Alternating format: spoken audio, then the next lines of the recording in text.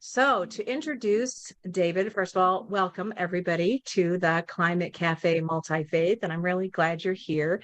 And David Herring is an award-winning science communicator with 30 years experience working within the Earth system science communities at NOAA and NASA.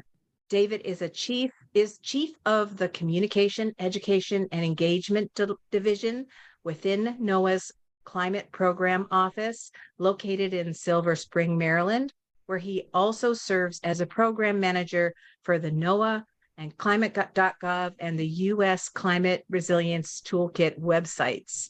So there's more to David, of course, and I encourage you to read the event blurb for more information. Of course, David, I invite you to fill in anything, and I'm going to turn it over to you, David. Thanks so much. I am so glad you're here. Rashinda, thank you so much for allowing me to come back, and it's great to see you and everyone here today. Thank you. So yeah, I am now physically in Silver Spring, Maryland, here in my office today, and it's great to be back here for part two in the two-part Climate Cafe series that we discussed. And just reflecting a little bit further on some of the self-introduction. Thank you for that kind introduction. And by way of further introducing myself, and as I mentioned in my last talk, I am a person of faith. I am a follower of Christ, and I have spent a lot of time thinking about what does it mean to do what Christ said was the first and the second of the greatest commandments, right? How to love the Lord. And I think of work as worship, and I think a lot of this work that we can do, especially work in creation care, as a form of worship. And then I think just being with others in community, I think of teaching as kind of a synonym to loving, and going out of our way to meet the needs of others as a form of loving. And so very deliberately chose a career path that gave me opportunities to do that. I've been very privileged to stand on the shoulders of giants working here in the science community. But I've often been really interested in finding ways to bridge over the domains of science and the domains of faith. And so you all are giving me an opportunity to do that, for which I'm so grateful. So in today's session, we talked about moving a little bit past, in my previous session, we talked about the science of sea level change. So in today's session, I wanted to build upon what we talked about a month ago in our first session to consider what are some engagement strategies for motivating positive action. And my email address is given there, and if folks would like to follow up with me through Rashinda or directly later on, that would be very welcome. So with that, I'll jump in. A couple of the main points, just for folks who weren't there and may have not seen the recording from session one, a quick review of what was covered there. The points that we discussed and that were made were that human emission of carbon dioxide primarily, though there are other heat trapping gases that we emit, human emission of carbon dioxide is causing our world to warm at an increasing rate. Global warming is causing mean global sea level to rise also at an increasing rate and projected to continue increasing through the decades of this century. And as we have seen, and as is predicted, sea level rise, as well as other stressors interacting in coastal communities, is causing coastal flooding to occur more frequently and more severely. And this, of course, is introducing increased flood risk, increasing risk to people's health, their property, infrastructure, our natural resources in the coastlines, and of course the economy. So much of our nation's economy is driven by our coastal communities. So just a couple of other points to review then. The pace and the scale of actions. The good news is it feels like we're starting to gain momentum. The bad news is, in my observation, is that the pace and scale of our response today still is not yet adequate to the pace and scale at which risks are increasing. And so we need to continue, I think, to bend the curve. We need to continue to motivate people. So the good news is there are solutions. We know what to do. We understand the problems very well. but it really begs the question, how can we motivate more people in a much more massively concurrent fashion, shall we say? Because this is playing out. These risks and exposures are playing out in every community. There are over 30,000 communities registered in the United States. And so what are we able to do to reach that scale?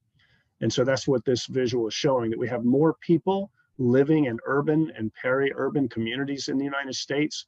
Over the last 4 decades, we have seen a quadrupling of both the number and the combined cost of damages. If you take the decadal average in each decade of the 80s, the 90s, the 2000s, and the 2010s, we have seen the number and the combined cost damages on an annual average quadruple over that span of time. And of course, it's not just what's happening in the natural world. This is showing up in our economy. This is affecting risk and the ability for communities and municipalities to get financing and so forth. So it's showing up in the natural world and in our built environments. So today's discussion, we wanted to address 3 key questions. How can we motivate people to begin to take action on a larger scale? And what can we learn from social science that would help us understand Americans' understanding about the science? What are their attitudes? What are their perceptions? I'm going to share a little bit of social science research with you all today, and then talk a little bit about what are some recommended engagement strategies. And judging by the conversation that we were having at the start of this call, it sounds like my recommendations are going to come as no surprise to you all. Many of you are already out of the gate and well down the road, which I was excited to see and hear about. So I want to lead off in with my recommendation, actually, the answer to the 3rd question. I wanted to start with that and then end with that, which is I wanted to encourage you all to consider hosting a community conversation on climate and blank in your house of faith or in your location. And the blank can be filled in by you or your community in terms of what is of most concern to you all. We have done a number of these and we have tinkered with the model over the years, but in places like, for example, in Fort Lauderdale, Florida, they wanted to talk about climate and sea level rise, not surprisingly. But in other places, there were other topics that folks were particularly concerned about. In Phoenix, Arizona, for example, it had to do with climate and water. In Oakland, California, they wanted to talk about climate and wildfires. And in many cases, that decision on how to fill in the blank was driven by the sort of cultural identity and the local values, that sense of place that people have. In Florida, they love the Florida Everglades, they love their keys, coral reefs, and they want to know, what's going to happen to those. In Oakland, California, they love their old growth forests and the beautiful hillsides and so forth. And so they're very concerned, what's going to happen there? How can we understand that? And then how can we move from a place of understanding into understanding what actions to take? So in these community conversations that we've hosted, we've usually broken it, we've tried to keep it very simple, and we've broken it into sort of a 3-part agenda. Usually having a subject matter expert, someone who's invited who has expertise in the area of focus that the local community chooses to talk about. So we have an upfront sort of setting of the table presentation to summarize the evidence for the problem. And why does this matter? To make the case, why does it matter? Why does it matter in the natural world? Why does it matter in our built environments? Why does this matter for the economy? How is this touching each of us in every region and every sector? And to really lay that out. And then what we discovered is that the people who are showing up at these events, when we first hosted some of these events, we came much more armed with the evidence. There have been some criticisms, for example, that have said things like, well, the science isn't settled, or, can we really be sure this is happening? Do we really understand? And so forth. And so we showed up at these events very armed with data and information to help people understand that the science is very well understood.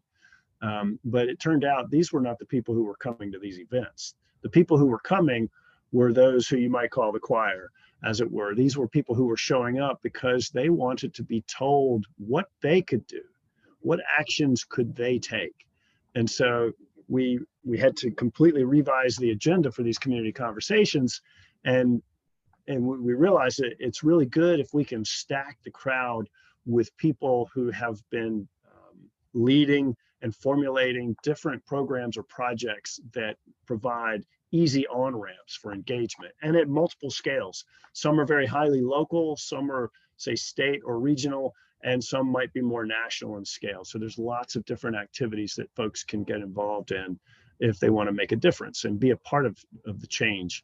And then based on the decisions that they made in that session, we would allow them to opt into breakout groups where they could discuss and brainstorm and plan different events and actions and activities together. So I wanted to begin with the conclusion, and then I'm going to put a lot of filler in between here, and then we'll double back a little bit more about the community conversations. So I also posed the question, why is it hard to motivate people? And maybe a corollary to that is, why is it so hard to communicate? It seems like a sort of a foregone conclusion that this would be an easy thing to do. We're sort of armed to the teeth with scientific evidence, but you as pastors probably have long since come to grips with this reality of humans and human nature, which is you just don't walk up to someone and tell them what to know, what to do, how to think, right? We're not empty vessels waiting for someone to come and open our brains and pour in the knowledge and the recommendations. If only it were that simple sometimes, right? I know you guys have probably felt that way lots of times. And so this quote by George Bernard Shaw really speaks to me. And to me, what it kind of says is that, look, message transmitted does not necessarily mean that the message was received. Or if the message was received, it may have not been fully understood. Or if it was understood, it may not have been agreed with. Quite often, a message delivered can provoke the opposite of the intended emotional response or the reaction that we may be hoping for. And so the point there is output does not necessarily lead to outcome. And this is particularly true when we're dealing with extremely polarized or extremely partisan topics, like, for example, what we now observe in the topic of global warming.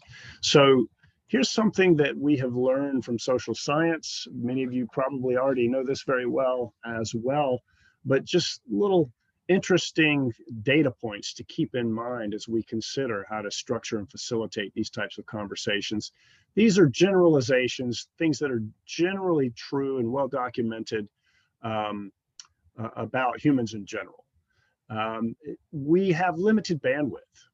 And so we carry from day to day and through our work weeks, lots of things we worry about. Are we going to be able to get our kids to practice on time? Are we going to be able to pay the bills, get food on the table, and any number of pressing matters? So there's only so much bandwidth for concern that can occupy our radar. And according to any number of studies, most adult Americans, or many, are not science literate. Many, for example, still think that the sun orbits around the Earth. Many could not point to the Pacific Ocean on a map. Many don't know the basics of human reproduction and so forth. And so we may be speaking to audiences who are not science literate. We know that people are very attentive to the beliefs and motivations of their tribe, quote unquote, their affinity groups, people that they associate with.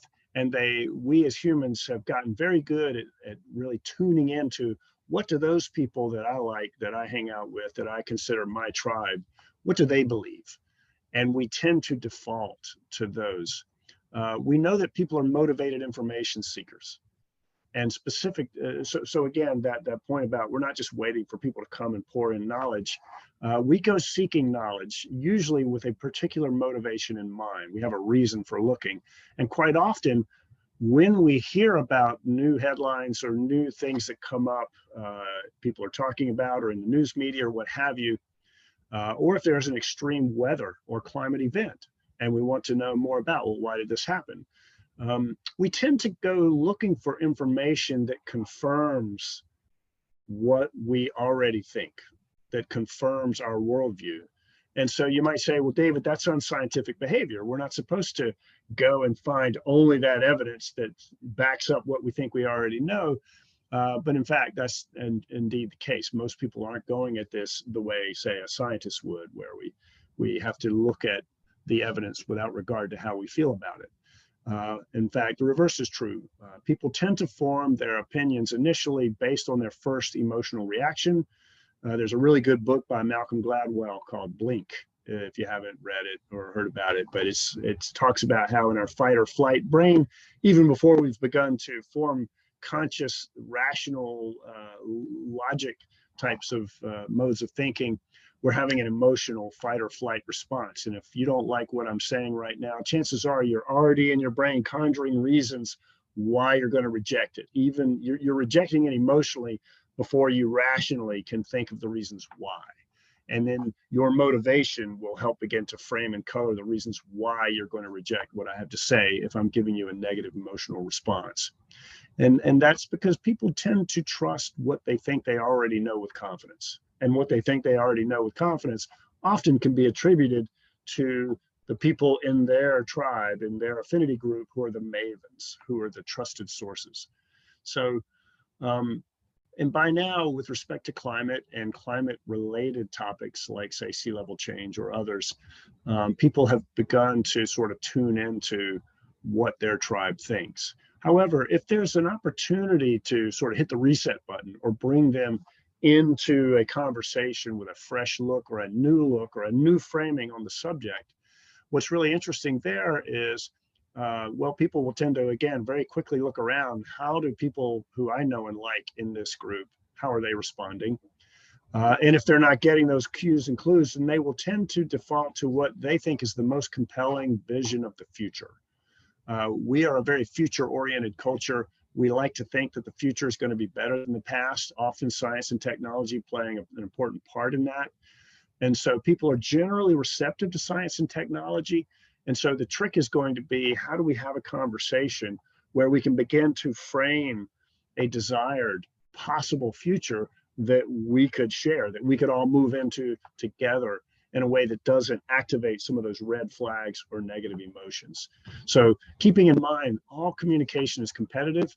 And so it's really important when we're thinking of these dialogues on how to set the table without activating or tripping over some of these flags. I want to go a little bit further in terms of, the fact that many marketing strategists and political strategists have long since understood these facts about human cognition. And so going back now many decades, they have deliberately developed messaging campaigns and strategies to exploit these tendencies that we have. So for example, there are any number of special interest groups in any number of topic areas that may be funded by either very wealthy individuals or by corporations or other special interest groups who are really good at what some of us refer to in the communication strategy world as FUD campaigns. That's fear, uncertainty, and doubt. And often what they're doing is they're trying to prey on the fears of a particular tribe or a particular affinity group. And so what they will often seek to do then is put out soundbite messages that are designed to stoke fears, activate those emotions, and to sort of a bit of a dog whistle of sorts to say, you're a part of this tribe. This is how this tribe feels about that particular topic or that piece of information. And so it's generally manipulative in nature, and it's generally designed to maintain status quo or prevent some sort of large-scale policy action from occurring. And there's a really good Scientific American article about that. I've given you the reference from June 2005 called Doubt is Their Product. And then another dynamic that often occurs, here's another reference to a Scientific American article, this one from July of 2014, which again is just a bit of evidence that people seek information, but often they're seeking it for the purpose of confirming what they think they know or what they already believe. So If it's cold and snowy where I am, I might want to glom onto those articles that talk about that it's been record-setting cold or record-setting snowfalls and point to that as evidence that global warming is not occurring. And then the reverse is true. Sometimes if it's an unusually hot spell or unusually dry spell in a given place, people will often want to focus in there and say, oh, well, that's clear evidence global warming is occurring. And so again, it's just that behavior that we have. And oftentimes it's because people conflate weather and climate. These are related but different things. I have a whole nother presentation where I go into sort of climate 101 if at some point you'd like to take a deeper dive about the differences and similarities between weather and climate. But the point is that people often conflate these things and they go looking for information purposefully to use it to validate what they think they already know. I'm not going to dwell here too much. I think that these are probably a lot of points that you're aware of or familiar with, but I felt like I should at least put it in here. But as you can imagine, my team and I, we run Climate.gov and we run the associated social media such as Facebook. We have a Facebook page, we have a Twitter account, Instagram, we're on YouTube. And so we get a great deal of email and chat threads on these platforms, as you can imagine, and we hear quite a lot. And usually they come in bursts, they come in surges. If there is a thought leader who finds an article that we've published and they have a problem with it of some kind or another, what they will do is they will try to motivate their tribe. And so we can always tell when this happens because we get a lot of the same types of criticisms in these really concentrated bursts over a span of a 24, 48-hour period, where we'll get 5 or 10 or 12 angry emails that more or less say the same thing. And so over the years, and having gotten this almost every week for over 10 years now, we've begun to get a really good handle on how these things work. And so usually it's these types of things, and I'm not going to belabor them, but there's a couple here in particular I want to call attention to: truth versus truism. A truism is something that's true, but it's not pertinent. So for example, to say something like, well, carbon dioxide is natural. Cows produce carbon dioxide. Well, that's true, but there is such a thing as too much of a good thing, right? Water is natural too, but you don't want to be sitting in it up to your chin in your living room, right? And so forth. So they will often use arguments that are based on truism, but are not really pertinent facts. They will often cherry pick the evidence that's out there, and which is sort of a selective presentation that lies by omission. And then often the one that I really, really find appalling is the sort of the false choice framing, is this notion that we can't take action because if we do, it would put our nation at a disadvantage. Or if we do, it would deprive people of affordable energy. It might kill jobs. It might cause suffering or even death in some parts of the world and so forth. And so it's sort of a heads I win, tails you lose type of a strategy. And, I like to call attention to that was one of the devil's favorite devices in the Bible. In a lot of the stories, for example, the Bible is they tried to trap Jesus quite often in these little logic traps by presenting him with a false choice, a sort of a heads I win, tails you lose type of a choice. And so I think we just need to keep our wits about us when we're in these conversations and watch for these types of tactics, and not be so quick to, Jesus was very careful to recognize those and not step into the trap and not take the bait of those types of traps. So there's a lot more we could say. I could spend a whole session talking about misinformation and disinformation campaigns, but I thought I'd just touch upon a few points there.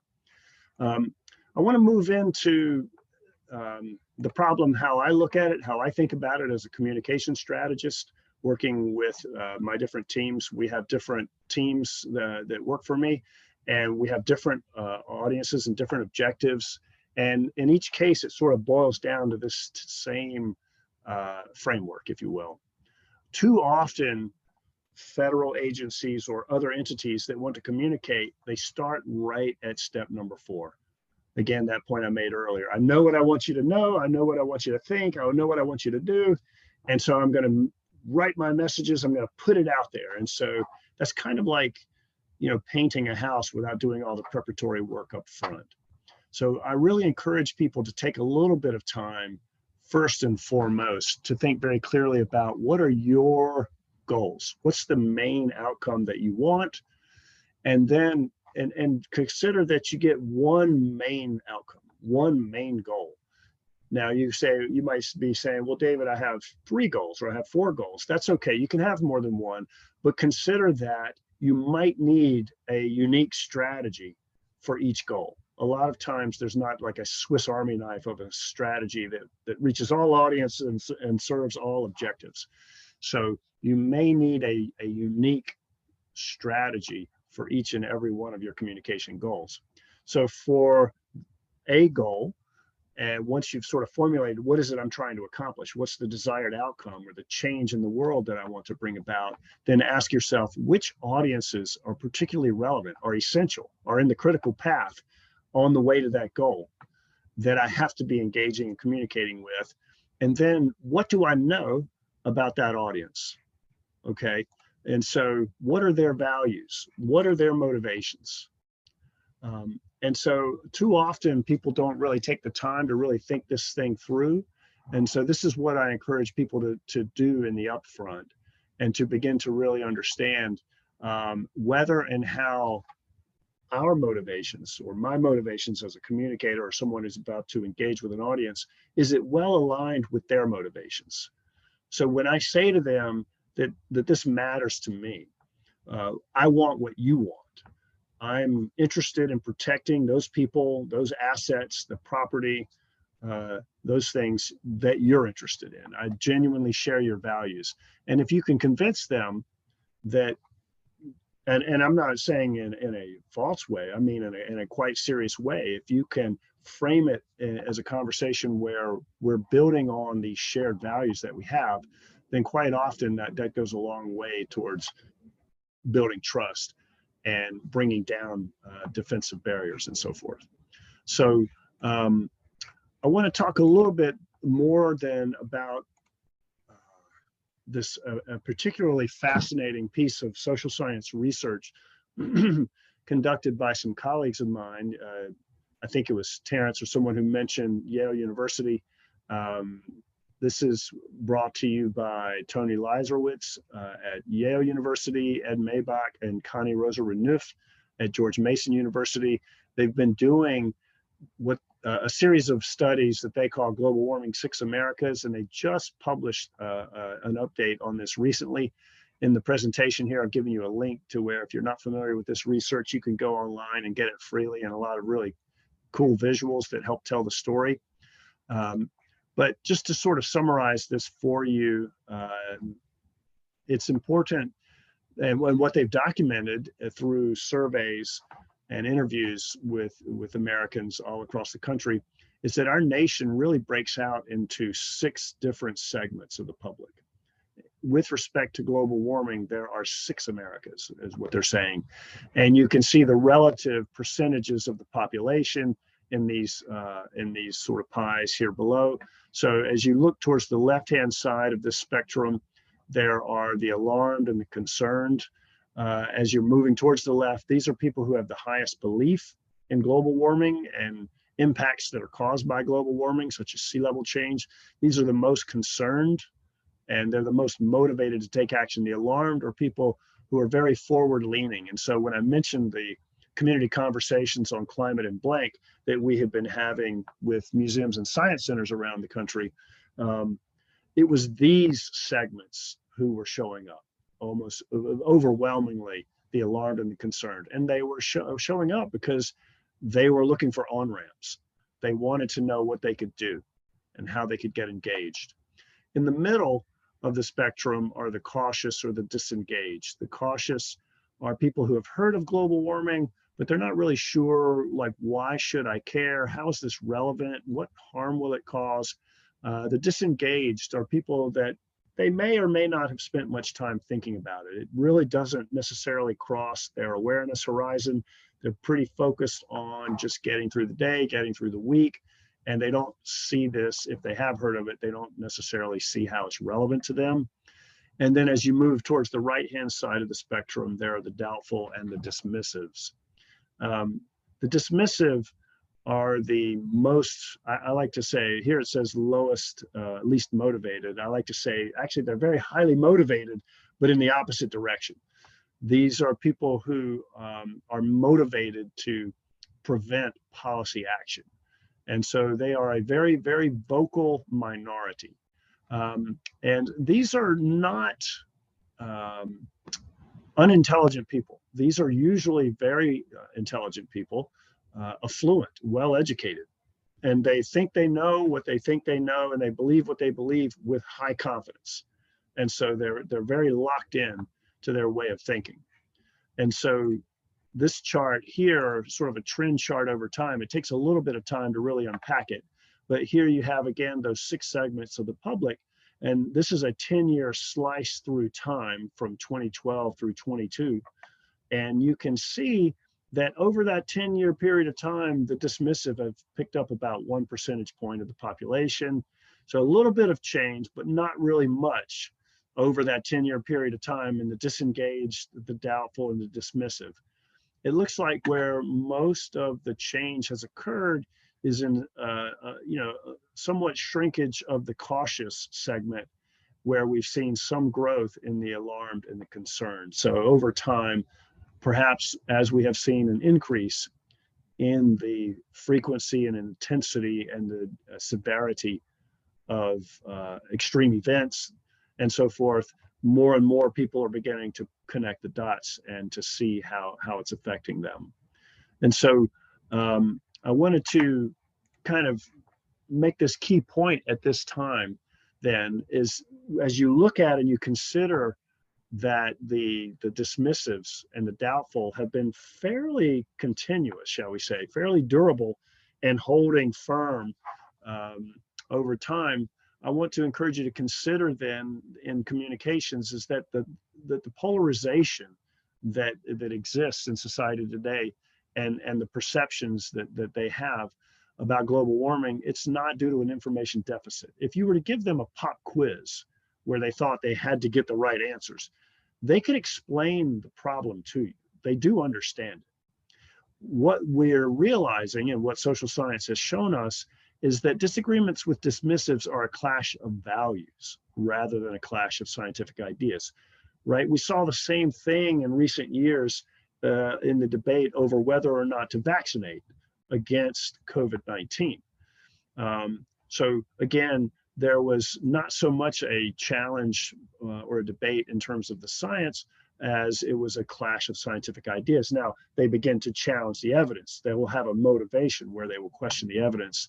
And I could give a much deeper dive on motivated reasoning if folks are interested. But motivated reasoning is really a fascinating subject. If you've never heard of Dan Kahan, a cultural cognition expert at Yale University, he's documented that there are other ways of knowing and other heuristics that people will invoke that at one level aren't logical, but at another level are logical enough to allow people to make conclusions that aren't scientific or aren't mathematical.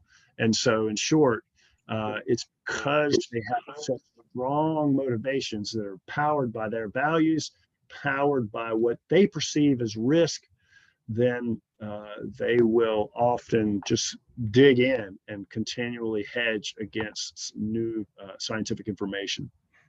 And so a physicist and a professor at Colorado State University came up with a really clever sort of device on how to sort of frame and structure conversations or presentations. For these people, they want reassurance that it's solvable. What can we do? For these people, it's serious in terms of, well, we can connect the dots for you to show that the myriad of ways that these extreme events are hurting our economy. They are destroying valuable resources. They're impacting agriculture. They're impacting supply chains. They're impacting human health.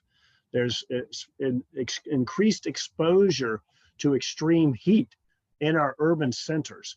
which is where most of our under-resourced and people of color and elderly and invalid people live. And so the people who are least able to get out of harm's way are some of the most exposed, exactly as you said, Rashinda, the ones that were being hurt first and worst, and who have not caused the problem or have done the least to cause the problem. And so there's a lot to say in engaging with these people. And I think the point was we need to do more to go out of our way to help connect the dots. Over here, for the part about it's simple, I have another presentation where I break it down as a simple matter of physics and what the evidence is, and really how to help these types of folks get a handle on what is the magnitude of forcing that humans are exerting on the system as compared to what happened naturally when Earth went into and out of ice ages on roughly 100,000 year cycles. So it's simple, it's serious, it's solvable. There's sort of an interesting way to break it down as a function of who you're trying to reach. But that brings us back full circle to the point I made earlier as we were thinking about how to structure and frame these community conversations. Be mindful of who's showing up. And all the ones that we've had, I have never had any of the doubtful and dismissive show up at these events. But I've always been ready, and I've sort of had that strategy in the wings so that if people start sort of lobbing these argumentative grenades into the conversation, I know what I'm going to do. I know how I'm going to manage that. I'm ready for that type of a confrontation should it occur. But usually it's only in my email inbox. They like to shout at me through email and social media platforms. But the good news that I wanted to show is you can see over time that the perception that global warming is harming or will harm the United States of America has been increasing in every state. And this, I think, has been a big part of the reason why you're seeing more people moving sort of up to the left in that spectrum in terms of understanding that it's happening and feeling some concern or some alarm that things they care about can be affected or can be lost.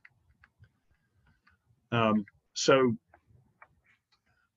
this brings me back to the framework that I wanted to share with you in terms of design and engage, address their chief concerns and their questions first. This is sort of the rule of first responders. What are they complaining about? What is of primary concern? And if we start there, that's the quickest way to establish and build trust. When we're having the conversation, the ability to participate in the conversation should not be predicated on them changing their values. They're going to bring their identity with them. And so be very mindful of who is joining you in this conversation so that they can maintain their values. So rather than sort of saying, you need to hurry up and understand that global warming is happening so that we can have a conversation about actions to take, you might consider not even using the C word, for example. If the focus is addressing, say, flood risk or protecting people from extreme heat and so forth, then that might be a great place to start. So I'm being very careful. I like to say you never ask somebody to dance by poking them in the eyes, right? So you don't start off a conversation by insulting the person you're talking to. You understand where they're at, understand what are their values, and then you work from there in a sincere way, not a disingenuous way. And that's sort of my third point, make a clear connection to their priorities and motivations, helping them see very clearly that you share that. You also want what they want, speaking in plain language. And this last bullet is a new one that I've added here in this presentation. I was listening to an episode. I really like the NPR radio show. I don't know how many of you listen to Hidden Brain, the podcast Hidden Brain with Shankar Vedantam. But they were talking to a psychologist who really gave an interesting insight into this notion of force versus friction. And that's why I have the picture of the rocket over here on the right-hand side. If you think about it, a rocket has probably all the power it needs to get off the ground. And so at some point, the design of the rocket became one of reducing friction so that it can glide through the air without generating too much heat, or destroying itself, self-destructing. So it needs to have a smooth flight. And he told this story of this company as one example of force versus friction. And so I think too often when we talk about climate, we spend so much time, amping up our arguments with the evidence and just trying to win people over and trying to help them understand. So we keep applying more and more and more force. And sometimes all that does is provoke equal but opposite force from people who don't necessarily want to opt in. And so his point was, what can we do to sort of pivot and peel away friction? And he told the story of a company that designed specialized furniture. So you could go online and you could have this custom made furniture that would be unique to your home, in your color scheme, exactly the way you like it. And they would build this furniture and deliver it. And so in terms of their metrics, they were getting lots of hits. A lot of people were coming to their website, browsing their product. And so from that indicator, they should be doing very well, if you think of it from a numbers game. But the problem was people were not ordering their furniture. And so they hired a company to go and help people, and to do a study to try to assess what's going on, why are they going wrong? And it turned out most people weren't ordering furniture because they didn't know what they were going to do with their old furniture. And so they could change their message. So if you buy furniture from us, when we deliver your new furniture, we will gladly take away and properly dispose of your old furniture. And so that reduced the friction and it made it a lot easier, and the sales of their furniture went way up. So taking that as a kind of an analog, I think, to effective conversations, as we consider the design of our community conversations, well, yeah, we can apply force by making sure that we have authoritative and trusted sources. We can start focused on the framing of what of our most valued assets are at risk. If we're on the Outer Banks of North Carolina, for example, the island that gets the bridge that gets us off the island, we all depend on that. That needs to be there. We all value it, Republican and Democrat and everyone in between. Our water resource, the energy grid, and so on and so forth. These are things that we all rely upon. And so that can lead to item number 3. We all rely upon these different valued assets. We all want the same things, and we're all in this together. So this notion of unity. So now we're helping to cultivate a shared identity that's a bit of a different focus than maybe what they walked in with. And we can, again, deliver the message that there are solutions. We know how to protect. And we talked about that in session number 1. For example, if we're concerned about sea level rise, well, there can be managed retreats, like we looked at with the lighthouse.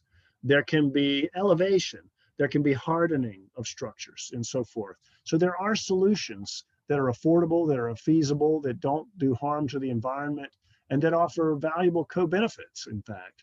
And so these are right ways, I think, to think about how to apply force, but consider how can we reduce friction? Rashinda mentioned the device of the case study. And so I'll share a case study here in a moment. But if we model the desired behavior, what are we doing? We're showing that it's feasible. It can be done. We're appealing, if we're talking about communities of faith in, say, a house of worship or a house of faith, then maybe that also goes aligned with who we are as followers of that faith. We are the stewards of creation. We were asked to take care of God's creation, and this aligns with our identity. So this can be a new shared identity. We can begin to frame that as a new norm. If we see others that we like or that we think are like us and that we want them to approve of us, then we will tend to follow that behavior. It's sort of like resetting the default. Humans are very good at looking around and understanding what is the default and opting in. And then lastly, what are those easy on-ramps to the desired behaviors? So how can we make it accessible and easy for these people to join? This is part of what we do in the U.S. Climate Resilience Toolkit. It's a website online at toolkit.climate.gov.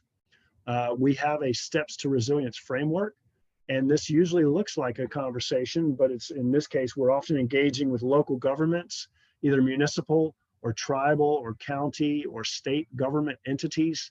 And we're leading them through a sequence of steps. And if you want to learn more about that, you can go visit the site. I've given you a link here. You can click on the framework. And what we're trying to do is help them to consider whether and how things they rely upon, things that matter to their economy, to their business functions, are exposed to climate-driven hazards.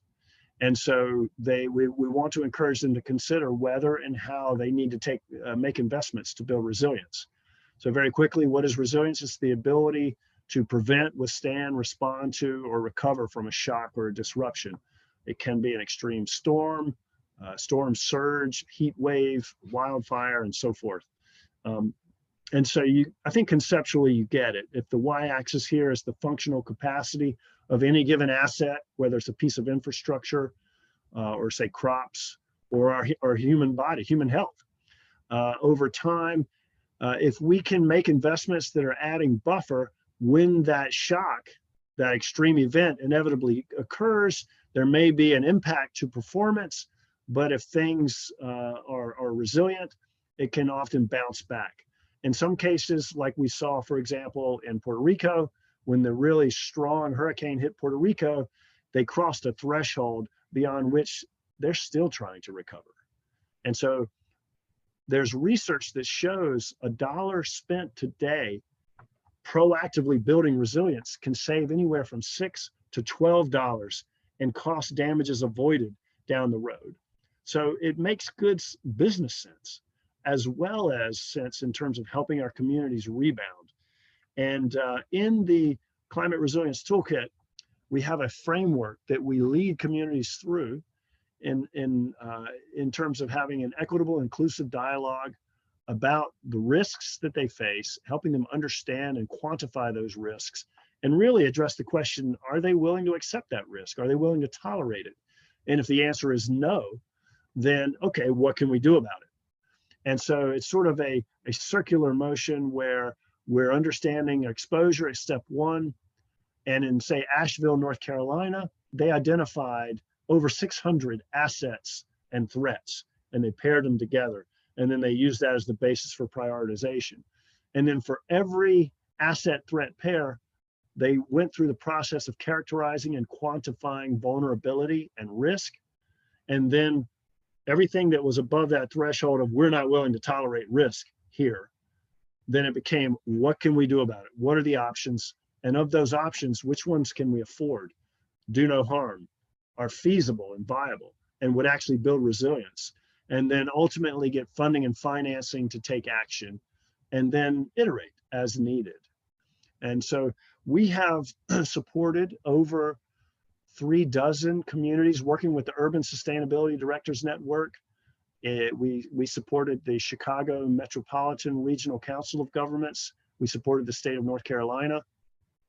So you can go online and, for example, Google the Chicago Metro's Climate Action Plan, and you'll see specific reference to the steps to resilience.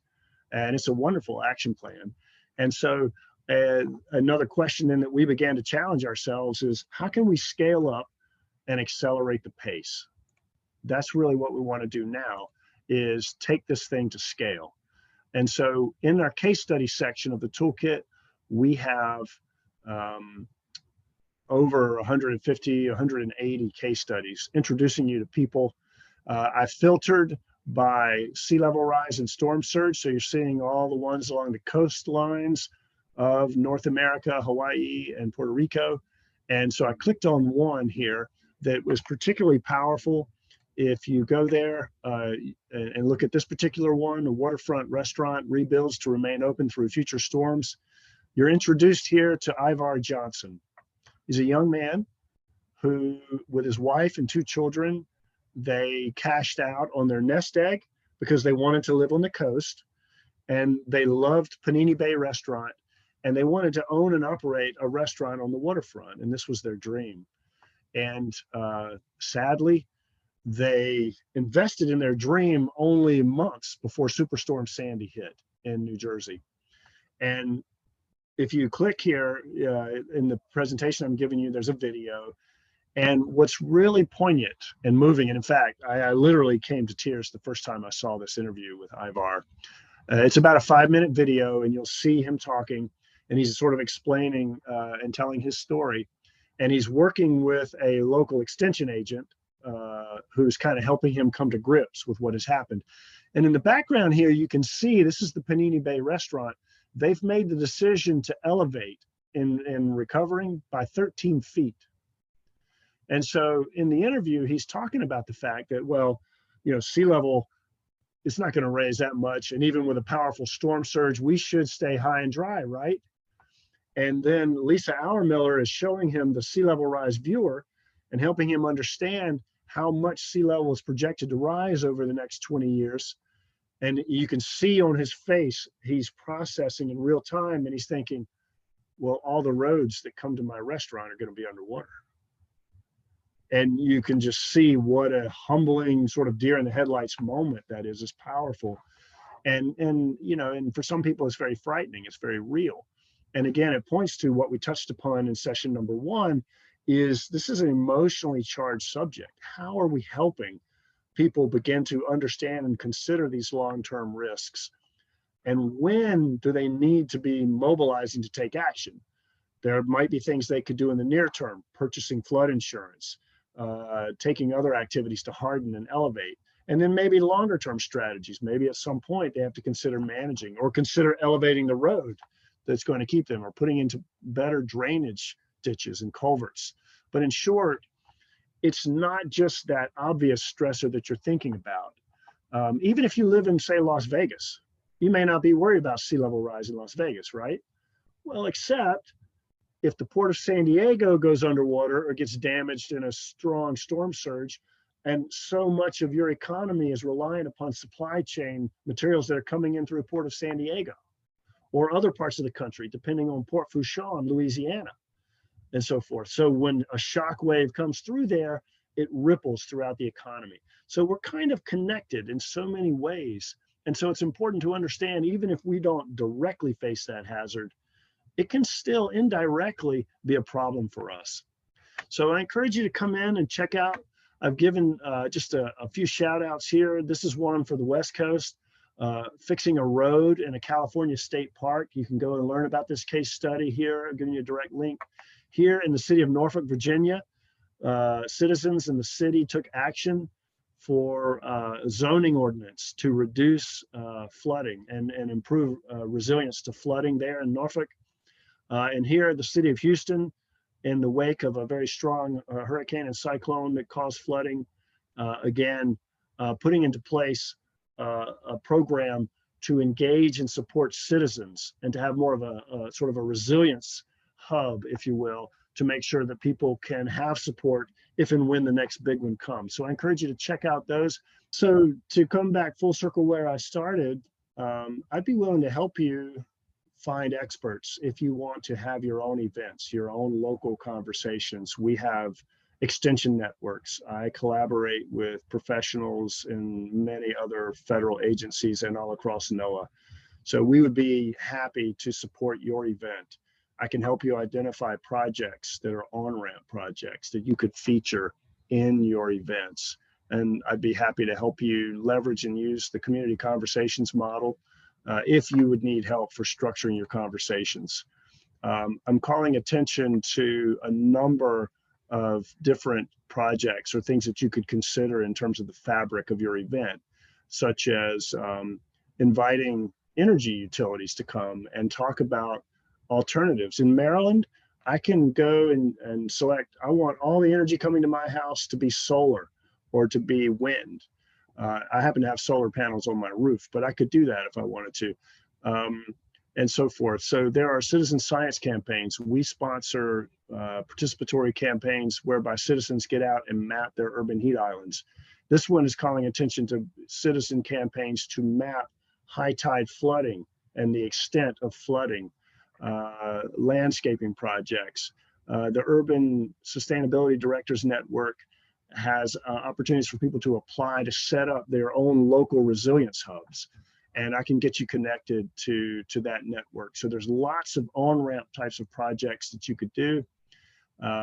And maybe I'll come back to you then and hear the question that you had before I sort of talk about what gives me hope today.